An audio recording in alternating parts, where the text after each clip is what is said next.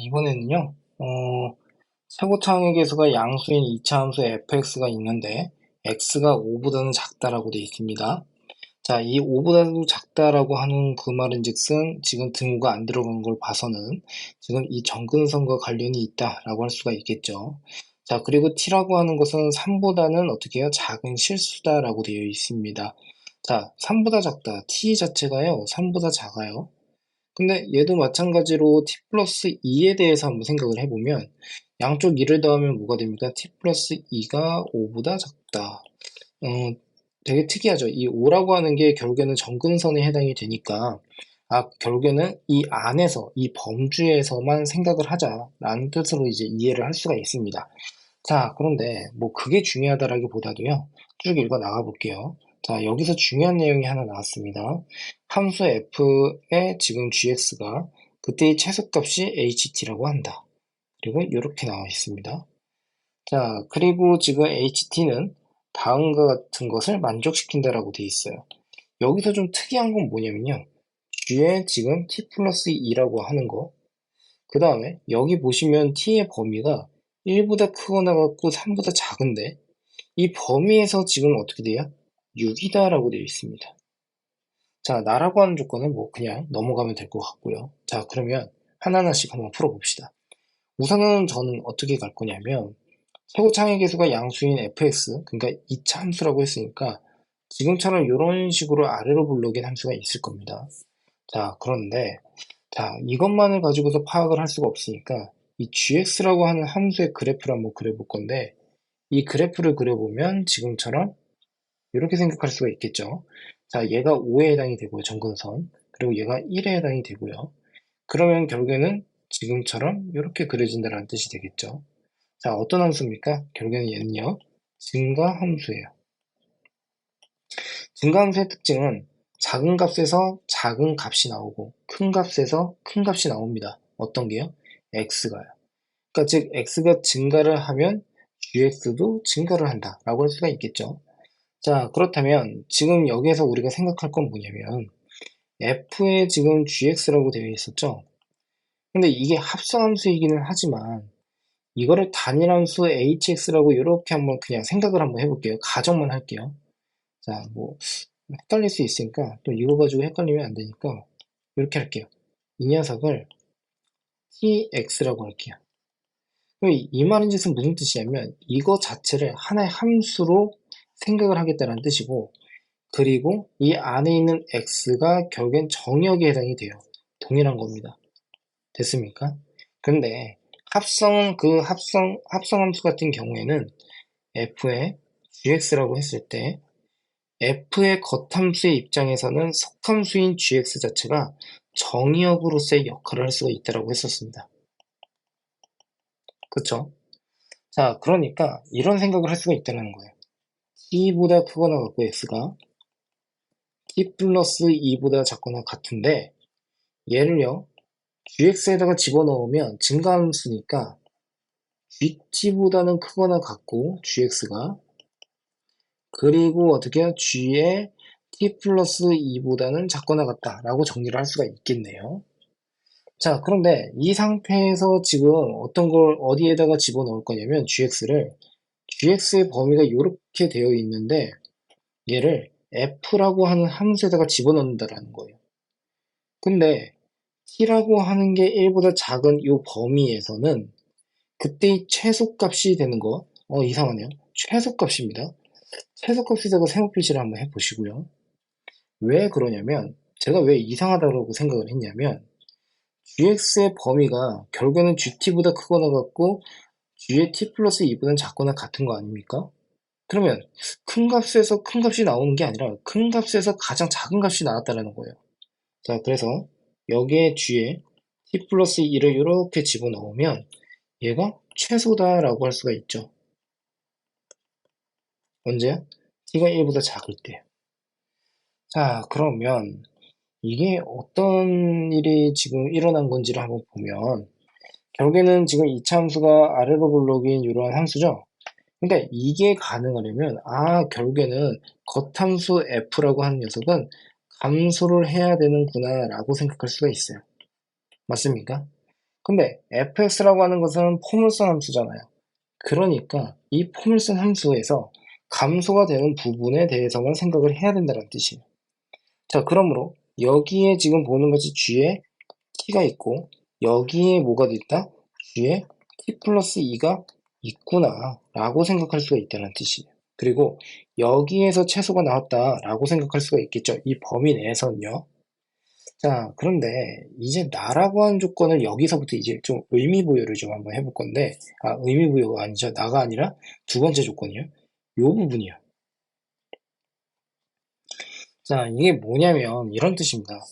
지금 여기에서 t가 1보다 크거나 같고 3보다 작은 범위 내에서 6이 그대로 유지가 된다는 거거든요. 그리고 이 6은요, 최소값이에요.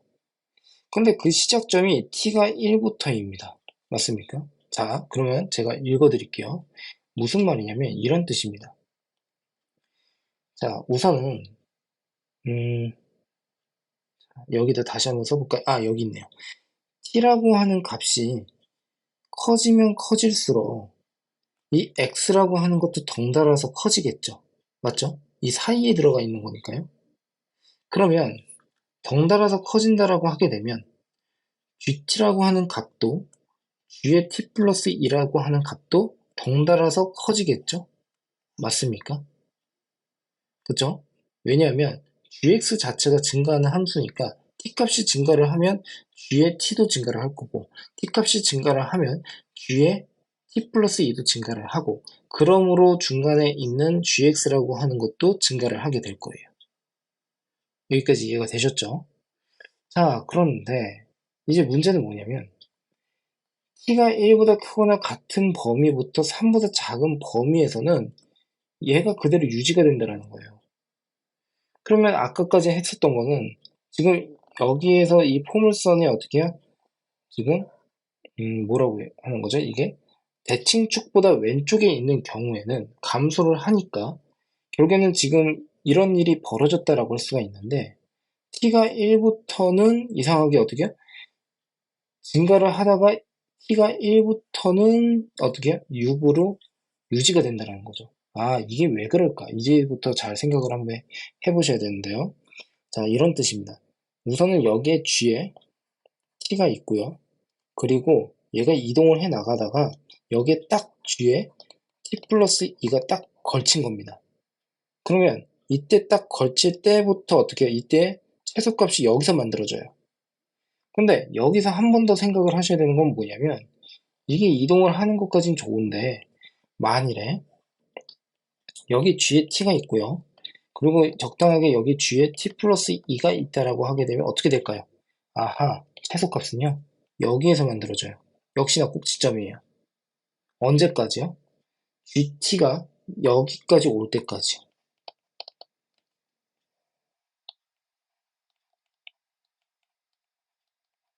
됐습니까? 그러니까 결국에는 gt가 여기까지 올 때까지, 즉 gt 플러스 2가 여기서 시작을 해서 gt가 이렇게 내려와서 여기까지 올 때까지 결국에는 최소값이 6이 어떻게 해요? 계속 유지가 된다는 뜻이 되겠죠. 그러므로 이때의 최소값은 어떻게 해요? 6입니다 라고 할 수가 있습니다. 이해되셨습니까? 즉, 이 포물선의 꼭지점의 y좌표가 6이 된다는 뜻이 되겠죠. 여기까지 이해가 되셨죠? 자, 그러면 한번 봅시다. 어디부터 시작을 한 겁니까? 결국에는 t가 1부터인데 지금 보는 바와 같이 g에 t 플러스 2가 딱 걸칠 때부터 시작을 한 거죠. 그러니까 g에 t에다가 1을 집어넣으면 3이 이렇게 나오고요. 자, g에 3이라고 하는 값을 한번 구해보면 얘는 어떻게 됩니까? 결국에 2가 되는 거 보이십니까? 여기까지 이해가 됐죠? 그러면 g에다가 3을 집어넣었을 때 2가 된다라는 것은 결국에 이 2가 무엇을 의미한다는 뜻이에요? 포물선에서의 뭐를 의미한다? 결국에 x좌표를 의미한다. 꼭지점의 x좌표를 의미하더라. 자, 이게 좀 이해가 안 갈까봐 다시 한번 좀 설명을 좀 드릴게요. 자, f의 g의 x입니다. 됐죠? 근데 지금 뭐냐면 x에다가 지금 3을 집어넣은 거거든요. 그러면 이 말은 즉슨 f에다가 뭐가 됩니까? 2가 된다라고 했었죠. g 3이 2라고 했으니까. 얘가 뭐가 된다고요? 6이 된다고요. 그러니까 2,6을 지난다. 근데 그 2,6이 결국에 꼭지점에 좌표에 해당이 된다. 맞습니까? 그러므로 fx라고 하는 거 거의 완성됐죠? k에 x-2의 전체 제곱 플러스 6. 이제 우리한테 남은 건 뭡니까? k 값을 구하기만 하면 돼요. 자, 그러면 h의 마이너스 1부터 구해봅시다. h의 마이너스 1은 f의 g의 마이너스 1. 그런데 t의 범위가 1보다 작네요. 그때 어떻게 해요? 마이너스 1을 집어넣으면 된다라고 했으니까 이 말은 즉슨 g의 마이너스 1은 결국에는 어떻게 하면 돼요? 이게 아니죠. 죄송해요. 잘못했습니다. 자, 이게 아니라 이거죠. h의 마이너스 1인데 이 마이너스 1이 1보다 작으니까 f의 결국에는 어떻게 해요? g의 마이너스 1 플러스 2 이렇게 된다는 거죠. 그리고 f의 g의 1입니다 라고 해주시면 되겠죠. 잘 이해가 되셨습니까?